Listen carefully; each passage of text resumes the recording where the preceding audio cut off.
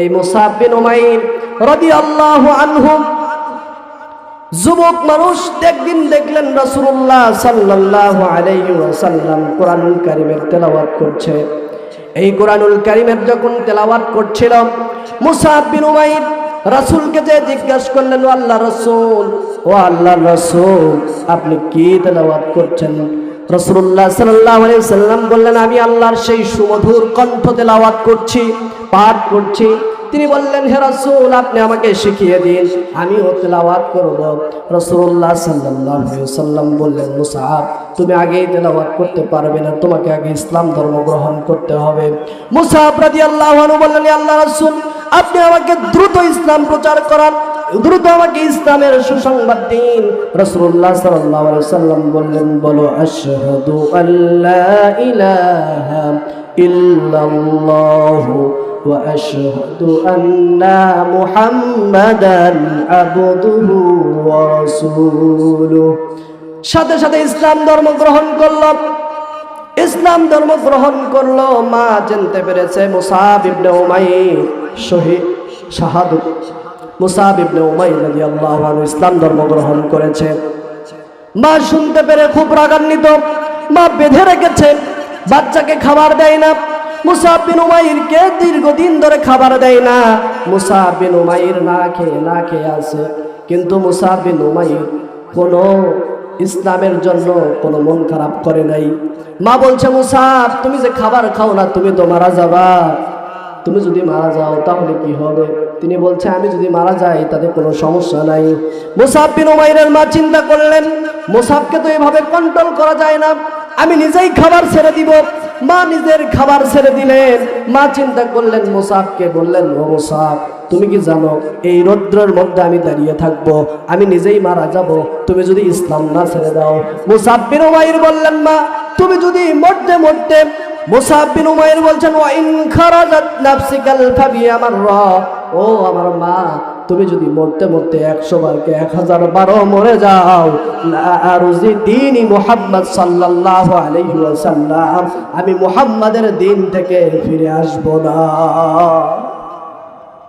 এই মুসাব ইবনে উমাইর রাসূলের কাছে গেলেন। যাওয়ার পরে, আল্লাহ রাসূল, আমার মা আমাকে খাবার দেয় নাই, মা আমাকে বেঁধে রেখেছিল।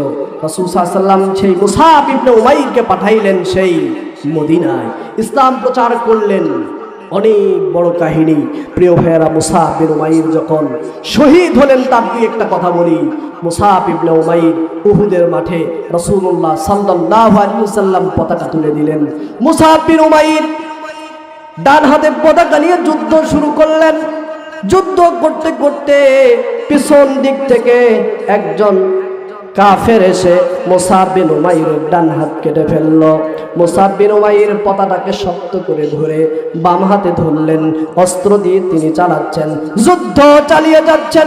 এমন তো অবস্থায় মুসাব বিন উমাইরের বাম হাত কেটে ফেলা হলো। এমন তো অবস্থায় পতাকা পড়ে গেল। তিনি সাথে সাথে পতাকায় ধরে রাখলেন, দুই বাহু দিয়ে পতাকাটাকে উঁচু করলেন।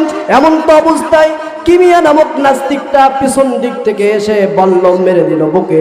তিনি সাথে সাথে ধরে গেলেন, তার কাল্লাটা দ্বিখণ্ডিত করা হলো। মুসাব বিন উমাইর শহীদ হয়ে গেলেন।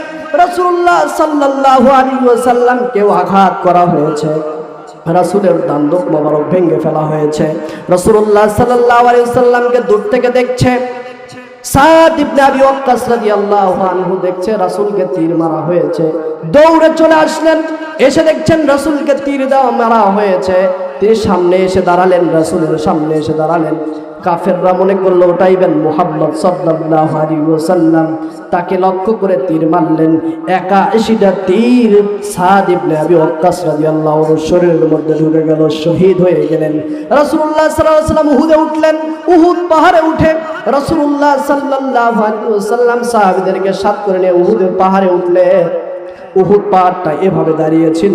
এই উহুদে রাসূল সাল্লাল্লাহু আলাইহি ওয়াসাল্লাম উঠছিলেন। উঠতে উঠতে উপর দিকে যখন উঠলেন, তখন দেখা যাচ্ছে নিচ থেকে কাফেররা বুঝতে পারছে রাসূল সাল্লাল্লাহু আলাইহি ওয়াসাল্লাম উহুদ পাহাড়ে উঠছে। রাসূল সাল্লাল্লাহু আলাইহি ওয়াসাল্লাম এর উহুদ পাহাড়ে ওঠা দেখে উহুদ পাহাড়টা এভাবে সরে গিয়েছে, এভাবে ঘুরে গিয়েছে। তাতে আর উহুদ পাহাড়ে রাসূল সাল্লাল্লাহু আলাইহি ওয়াসাল্লাম যে ছিলেন এই উহুদ আর দেখতে দিলেন না কাফেরকে। সাথে সাথে রাসূল বললেন, ও সাহাবীরা শোনো শোনো, এই উহুদ আমাকে ভালোবাসে, এই উহুদ আমাদেরকে ভালোবাসে, উহুদকে আমরা ভালোবাসি।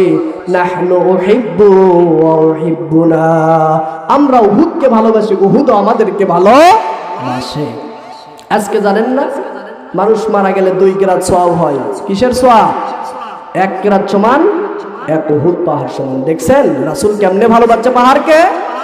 প্রিয় ভাইয়েরা, রাসূলুল্লাহ সাল্লাল্লাহু আলাইহি সাল্লাম উহুদের পাহাড় থেকে নামলেন। নামার পরে রাসূলুল্লাহ সাল্লাল্লাহু আলাইহি ওয়াসাল্লাম লাশগুলো দেখছেন, শাহাদাত যারা বরণ করেছে তাদের চিত্রগুলো দেখছেন। দেখলেন একপাশে সাহাবীরা শহীদ হয়ে আছে। মুসআব বিন উমাইরের কাছে আসলেন। মুসআব বিন উমাইরের কাছে এসে রাসূল দেখছেন মুসআব ইবনে উমাইরের হাত কাটা, পা কাটা, মাথাটা দ্বিখণ্ডিত হওয়া। রাসূল বলছেন নাহনু নুহিব্বু। রাসূল সাল্লাল্লাহু আলাইহি ওয়াসাল্লাম বারবার মুসআব ইবনে উমাইরকে দেখে লক্ষ্য করে বলছেন মা রাইতু বিমাক্কাতা। রাসূলুল্লাহ সাল্লাল্লাহু আলাইহি ওয়াসাল্লাম বলছেন, ও মুসআব, আমি তোমাকে নিয়ে এসেছিলাম আরবের মধ্যে সবচেয়ে ধনী পরিবার থেকে, এই ধনী পরিবার থেকে তোমাকে নিয়ে আসলাম, আর তুমি এমন অবস্থায় আছো, তুমি জীবনে যে একটা কাপড় পরতা তা আর পরের দিন পরতা না, তুমি যে কাপড়টা ব্যবহার করতে পরের দিন ব্যবহার করতে না, তুমি যে আতর ব্যবহার করতে পরের দিন আর সেটা ব্যবহার করতে না। হে মুসআব, তুমি এত ধনী পরিবারের সন্তান, তুমি আজকে তোমার হাত কাটা গেছে, তোমার পা কেটে গেছে, তোমার মাথাটা দ্বিখণ্ডিত হয়ে গেছে। মুসআব, মুসআব, তোমার সেই কুকরানো চুলগুলো।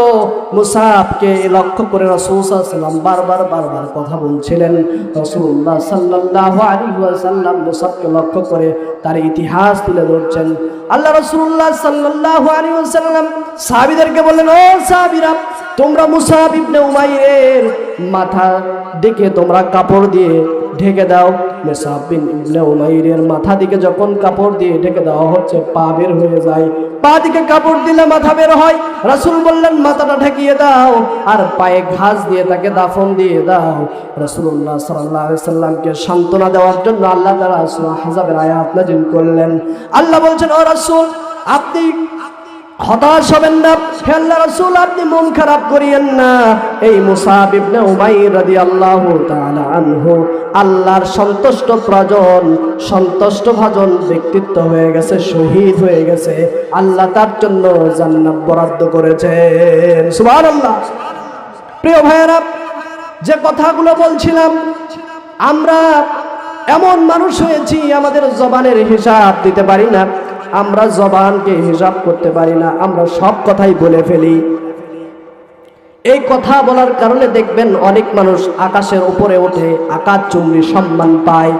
আবার দেখবেন এই কথা বলার কারণে দেশ থেকে পালে অন্য দেশে বসবাস করতে হয়। ঠিক না বেঠিক? এই জবানকে হিফাজত করতে হবে।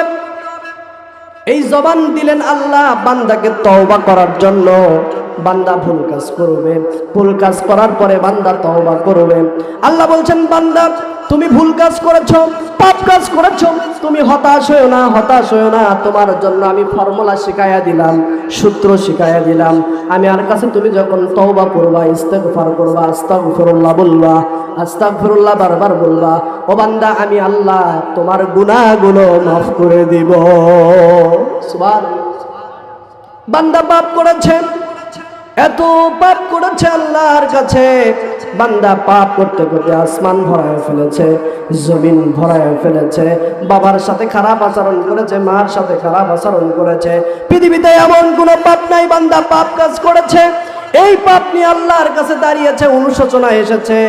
মা আয়েশা রাদিয়াল্লাহু আনহা থেকে বর্ণিত হাদিস, রাসূলুল্লাহ সাল্লাল্লাহু আলাইহি ওয়াসাল্লাম বলেছেন, কোন মানুষ যখন পাপ কাজ করে, পাপ কাজ করার পরই যখন বান্দার অনুশোচনা হয়, বান্দা বুঝতে পারে আমি পাপ কাজ করে ফেলেছি, বান্দার যখন অনুশোচনা হয়, আল্লাহ বললেন, রাসূল বললেন, ওই মানুষটা যখন তওবা পড়ে, ইস্তেগফার পড়ে আস্তাগফিরুল্লাহাল্লাযী লা ইলাহা ইল্লা হুয়াল হাইয়ুল কাইয়্যুম বলে বলে আল্লাহকে স্মরণ করে, আল্লাহর কাছে তওবা পড়ে, রাসূল বলছেন তাবাল্লাহু আলাইহি, আল্লাহ সাথে সাথে তার তওবাকে কবুল করে নেয়। সুবহানাল্লাহ।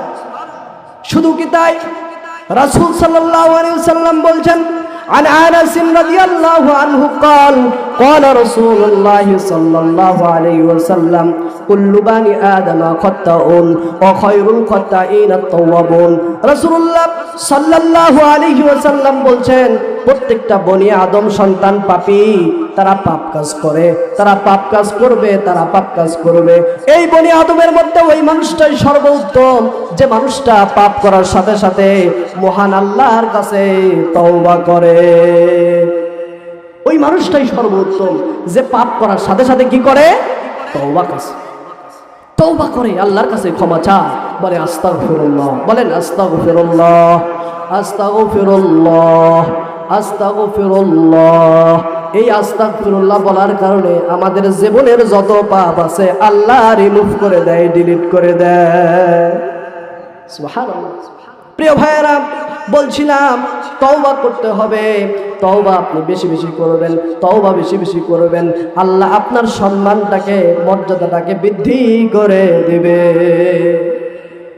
তওবা করতে হবে বান্দা তুমি গুনাহ করেছো এই গুনাহ মাফ নেওয়ার জন্য তুমি যখন জোহরের সালাতের জন্য ওযু করেছো এই ওযু করার সাথে সাথে তোমার এই নখগুলো দিয়ে তোমার এই হাতগুলো দিয়ে তোমার এই মুখগুলো দিয়ে যে গুনাহগুলো হয়েছে চোখের গুনাহ হয়েছে সবগুলো গুনাহগুলো আল্লাহ ওযুর পানির দ্বারা ধুয়ে পরিষ্কার করে দেয় সুবহানাল্লাহ জোহর থেকে আসর এই সময়ের মধ্যে বান্দা গুনাহ করবে গুনাহ হয়ে গেছে বান্দার টিভির স্টলে বসে চার স্টলে বসে বান্দা চোখের গুনাহ করেছে বান্দা মানুষের সাথে গীবতের গুনাহ করেছে চুল দিয়ে গুনাহ করেছে হাত দিয়ে গুনাহ করেছে চোখের গুনাহ করেছে পায়ের গুনাহ করেছে বান্দা যখন জোহর থেকে আসরে সালাত পড়বে সালাত পড়ার আগে বান্দা যখন ওযু করে সুন্দর করে সাথে সাথে তার হাতগুলো থেকে পাগুলো থেকে গুনাহগুলো ঝরে ফেলে দেয় আমার রব বান্দা যখন আসর থেকে মাগরিব পর্যন্ত আবার এই সময়ের মধ্যে যদি গুনাহ হয়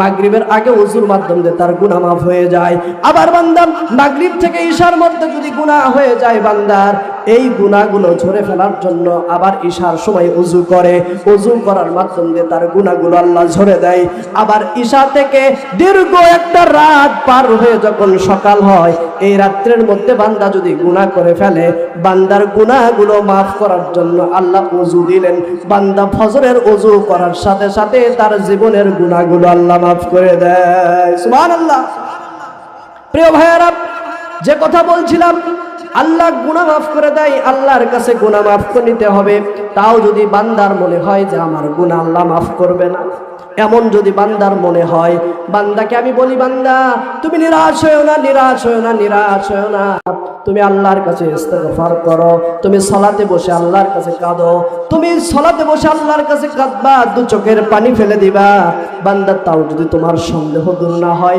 এমন রাত্রে গভীর রাত্রে বাবা ঘুমায় গেছে মা ঘুমায় গেছে সন্তান ঘুমায় গেছে সব প্রাণীরা ঘুমায় গেছে বান্দা তুমি জাগ্রত হও জাগ্রত হয়ে দুই রাকাত সালাত পড়ো দুই রাকাত সালাত পড়ে রুকু করো সিজদা করো সিজদায় যে তুমি বলো আল্লাহুম্মা গফিরলি যামবি কুল্লাহ দিক্কাহু ওয়া জিল্লাহু ওয়া আওয়ালাহু ওয়াল আখিরাহু ওয়া আলানিয়াতাহু সাররা বলে বলে আল্লাহকে ডাক দাও আমার আল্লাহ তোমার ছোট গুনাহ তোমার বড় গুনাহ তোমার সগীরা গুনাহ তোমার কাবীরা গুনাহ তোমার প্রকাশ্য গুনাহ তোমার গোপন গুনাহ যত গুনাহ আছে প্রথমের গুনাহ শেষের গুনাহ সব গুনাহ আল্লাহ মাফ করে দিবে এই ওয়াদা আল্লাহ দিয়েছেন আল্লাহ বলছেন ফাসাব্বি বিহামদি রাব্বিকা ওয়াস্তাগফির ইন্নাহু কানা তাওয়াবা আল্লাহু আকবার আল্লাহ বলছেন বান্দা তুমি আমার কাছে তওবা করবা আমি তোমার গুনাহ মাফ করে দেব সুবহানাল্লাহ যে কথা বলছিলাম এই জবান দিয়ে আমাদেরকে তওবা করতে হবে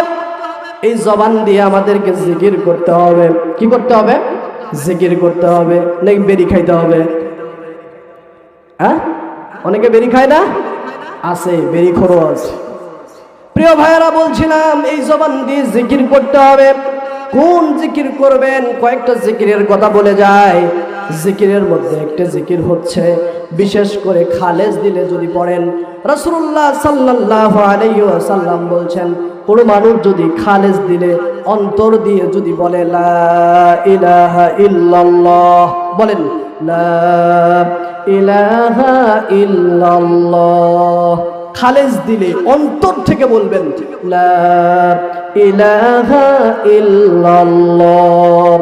হাদিসটা শুনেন, রাসূলুল্লাহ সাল্লাল্লাহু আলাইহি ওয়াসাল্লাম বলছেন, কোন মানুষ যদি খালেস দিলে অন্তরে আল্লাহকে ভালোবাসার জন্য যদি বলে লা ইলাহা ইল্লাল্লাহ, রাসূলুল্লাহ সাল্লাল্লাহু আলাইহি ওয়াসাল্লাম বলছেন এই লা ইলাহা ইল্লাল্লাহ বলার সাথে সাথে আসমানের দরজাগুলো খুলে যায়। সুবহানাল্লাহ।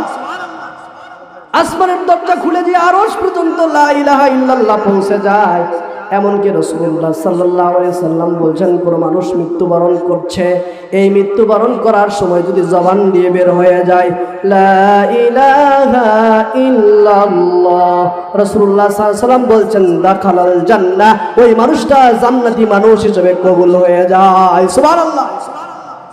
এই জিকিরটা করবেন, লা ইলাহা ইল্লাল্লাহ। আল্লাহ আমাদেরকে এই জিকির করার তৌফিক দান করুন, আল্লাহুম্মা আমিন।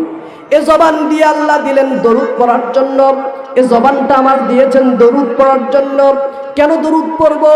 আল্লাহ দরুদ পড়ার কথা কোরআনুল কারীমের মধ্যে উল্লেখ করলেন। আল্লাহ বলছেন, ইন্নাল্লাহা ওয়া মালাইকাতাহু ইউসাল্লুনা আলান নবী ইয়া আইয়ুহাল্লাযীনা আমানু সাল্লু আলাইহি ওয়া সাল্লিমু তাসলিমা। আল্লাহ বলছেন ইন্নাল্লাহা ওয়া মালাইকাতাহু, ইন্না নিশ্চয় আল্লাহ, ইন্নাল্লাহা নিশ্চয় আল্লাহ, ওয়া মালাইকাতাহু যত ফেরেশতা আছে সব ফেরেশতা, আল্লাহ নিজে আর যত ফেরেশতা আছে সব ফেরেশতাদেরকে নিয়ে ইউসাল্লুনা নবীর প্রতি দরুদ পড়ে সালাম দেয়। সুবহানাল্লাহ।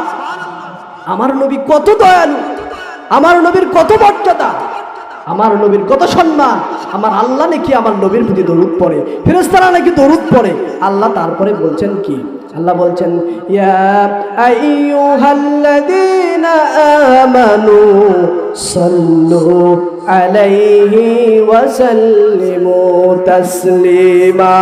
ও বান্দারা, হে মুমিন বান্দারা, তোমরাও আমার নবীর প্রতি দরুদ পড়ো। প্রিয় ভাইয়েরা, আমি বলছিলাম রাসূলের প্রতি দরুদ পড়তে হবে। রাসূলের প্রতি দরুদ পড়লে রাসূলের সাথে মহব্বত তৈরি হবে। রাসূলের সাথে মহব্বত তৈরি করতে পারলেই আল্লাহ রাসূল আমাদেরকে নিয়ে জান্নাতে যাবে। সুবহানাল্লাহ। সে রাসূলের প্রতি দরুদ পড়বেন না? পড়ি, দরুদ পড়ি, সকলে পড়ি, 10 বার দরুদ পড়ি। সাল্লাল্লাহু আলাইহি ওয়াসাল্লাম বলেন, সাল্লাল্লাহু আলাইহি ওয়াসাল্লাম, সাল্লাল্লাহু আলাইহি ওয়াসাল্লাম, সাল্লাল্লাহু আলাইহি ওয়াসাল্লাম, সাল্লাল্লাহু আলাইহি ওয়াসাল্লাম, সাল্লাল্লাহু আলাইহি ওয়াসাল্লাম, সাল্লাল্লাহু আলাইহি ওয়াসাল্লাম, সাল্লাল্লাহু আলাইহি ওয়াসাল্লাম, সাল্লাল্লাহু আলাইহি ওয়াসাল্লাম, সাল্লাল্লাহু আলাইহি ওয়াসাল্লাম, সাল্লাল্লাহু আলাইহি ওয়াসাল্লাম। টাটকা আমল শিখাইলাম। এই আমল করার কারণে কি লস হয়েছে? লাভ হয়েছে। কি লাভ হইল?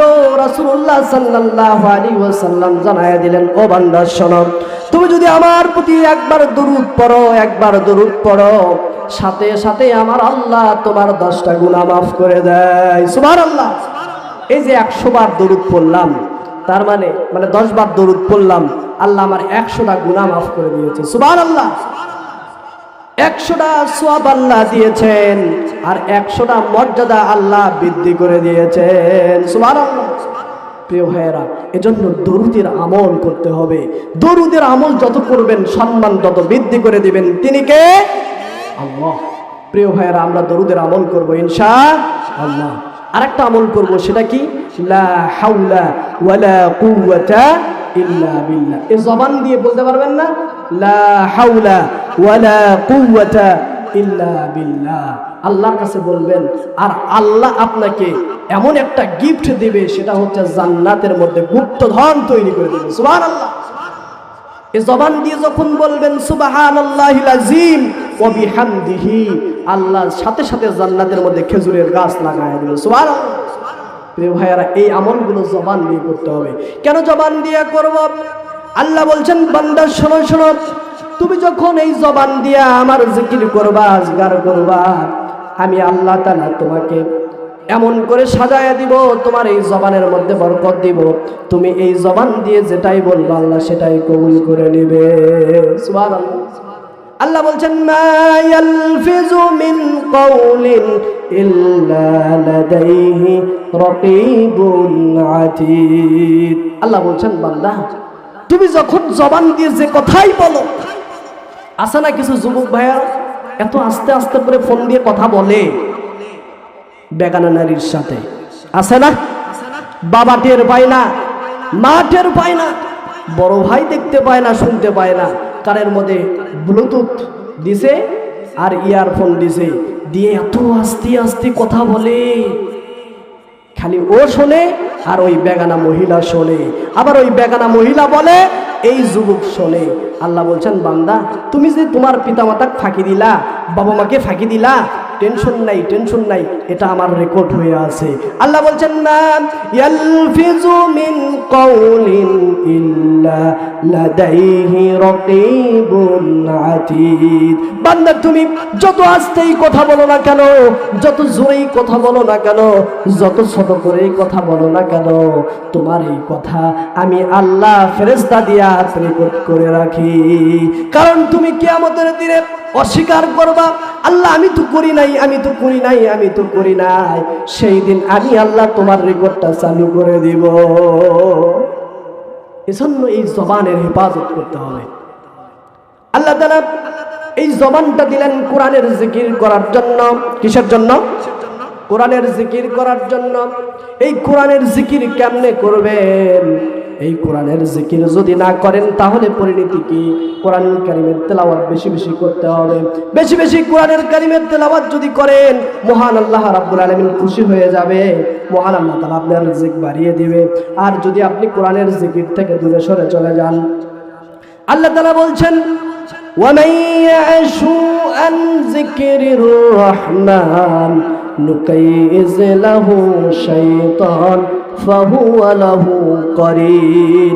যারা এই কোরআনের জিকির থেকে দূরে সরে চলে যাবে, এই কোরআন পড়বে না, এই কোরআন নিয়ে রাষ্ট্র পরিচালনা করবে না, এই কোরআন নিয়ে সমাজ প্রতিষ্ঠা করবে না, আল্লাহর রাসূল সাল্লাল্লাহু আলাইহি ওয়াসাল্লাম বলছেন, আল্লাহ বলছেন ওই মানুষটার জন্য আমি একটা শয়তান লাগায়া দেই।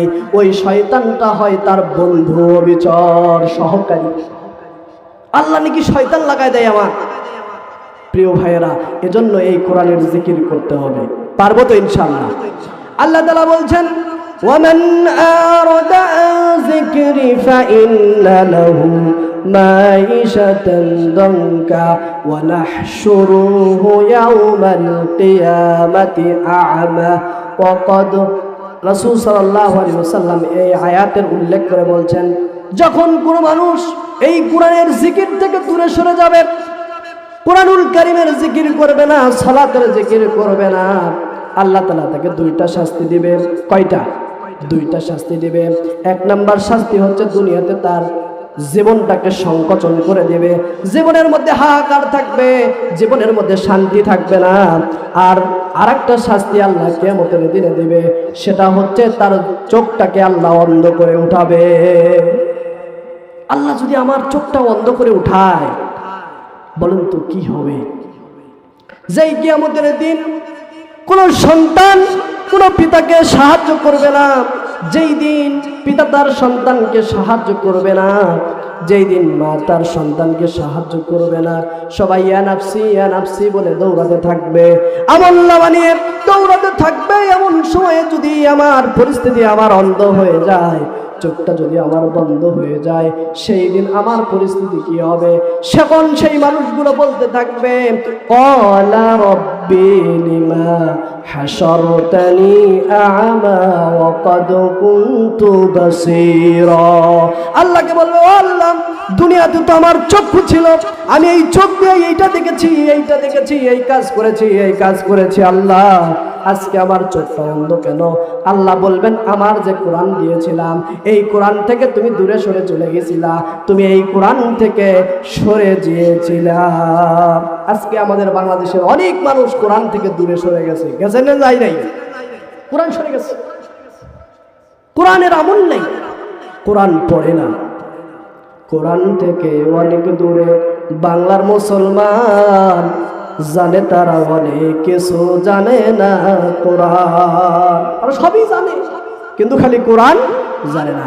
এই কোরআনের জন্য কত কষ্ট করেছেন সাহাবীরা। রাসূলুল্লাহ সাল্লাল্লাহু আলাইহি ওয়াসাল্লামের প্রিয় সাহাবী খুবাইব রাদিয়াল্লাহু আনহু, খুবাইব রাদিয়াল্লাহু আনহু রাসূলুল্লাহ সাল্লাল্লাহু আলাইহি ওয়াসাল্লামের কাছে আসলেন। মুজারার কিছু লোকেরা, মুজারার লোকেরা এসে রাসূলুল্লাহ সাল্লাল্লাহু আলাইহি ওয়াসাল্লামকে জিজ্ঞাসা করলেন, হে আল্লাহর রাসূল, আমরা ইসলাম ধর্ম গ্রহণ করেছি, আমাদেরকে কোরআন শিক্ষার জন্য কিছু সাহাবী দিন। রাসূলুল্লাহ সাল্লাল্লাহু আলাইহি ওয়াসাল্লাম সবচেয়ে কণ্ঠ সুন্দর সাহাবী, সবচেয়ে সুন্দরভাবে পড়তে পারে কোরআনুল কারীম, খুবাইব রাদিয়াল্লাহু আনহুকে সাথে নিয়ে 69 জন সাহাবীকে পাঠিয়ে দিলেন, সর্বমোট 70 জনকে। মুজারার লোকেরা এই 70 জন সাহাবীকে মুজারায় নিয়ে গিয়ে তাদেরকে বেঁধে রাখলেন। তারা ইসলাম ধর্ম গ্রহণ করে নাই, ইসলামকে ধোঁকা দিয়েছে। ধোঁকা দেওয়ার কারণে তারা 68 জন সাহাবীকে গাছের সাথে বেঁধে রেখে কারো নাক কেটে নিয়েছে, কারো কান কেটে নিয়েছে, কারো চোখ কেটে নিয়েছে, চোখ তুলে নিয়েছে, কারো জিহ্বা কেটে নিয়েছে, হাতের অঙ্গ প্রত্যঙ্গগুলো কেটে নিয়েছে। 68 জন সাহাবীকে তারা শহীদ করে দিয়েছে। খুবাইব রাদিয়াল্লাহু আনহুকে একটা জায়গায় বন্দি করে রেখেছে। দীর্ঘ অনেক দিন পর্যন্ত খুবাইব রাদিয়াল্লাহু আনহুকে খাবার দেয় না, কিন্তু খুবাইব রাদিয়াল্লাহু আনহু এই কোরআনুল কারীমের তেলাওয়াত ছাড়ে নাই, তেলাওয়াত করতেছিলেন। আল্লাহ তাআলা এই তেলাওয়াতের কারণে, আল্লাহর প্রিয় হওয়ার কারণে আল্লাহ জান্নাত থেকে খাবার পাঠিয়েছেন। সুবহানাল্লাহ।